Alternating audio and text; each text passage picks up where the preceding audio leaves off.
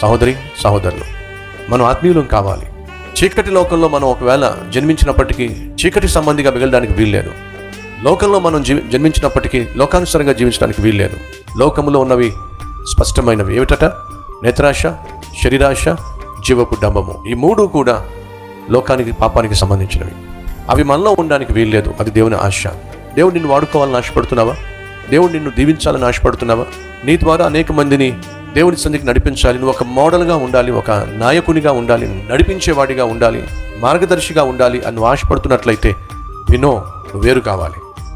నిన్ను నీవు అపవిత్రత నుండి, అపవిత్రమైన సాంప్రదాయాల నుండి ఖచ్చితంగా వేరు చేసుకోవాలి. వేరుగా ఉండడానికి ఇష్టపడాలి. ఈరోజు చాలామంది పాపానికి బానిసలై, బందీలై, అందులోనే సుఖముందని, సౌఖ్యముందని చెప్పి నమ్మి ఆ పాపిష్టి జీవితంలో పడుతున్నారు. ఈరోజేమో శాంతి లేక, సమాధానం లేక, సంతోషం లేక సతమతం అయిపోతున్నారు. పాపం మొదటి నుంచి చేసింది ఏమిటంటే, మొదటిగా పాపం నీకు సంతోషాన్ని ప్రామిస్ చేస్తుంది అని చెప్పి ఒకవేళ నువ్వు ఆ పాపానికి తావిచ్చావంటే అది నిన్ను బంధించేసేస్తుంది, బానిసను చేసేస్తుంది, బ్రతుకు లేకుండా చేస్తుంది, బ్రతకకుండా చేసేస్తుంది. అలాంటి పరిస్థితిలో ఉన్న వారిని దేవుడు ప్రేమించి అడుగుతున్నావు, వచ్చేసేయండి ఆ బానిసత్వం నుంచి, మీకు స్వాతంత్రం ఇస్తాను, మీరు నన్ను సేవించండి, మిమ్మల్ని దీవిస్తాను అంటే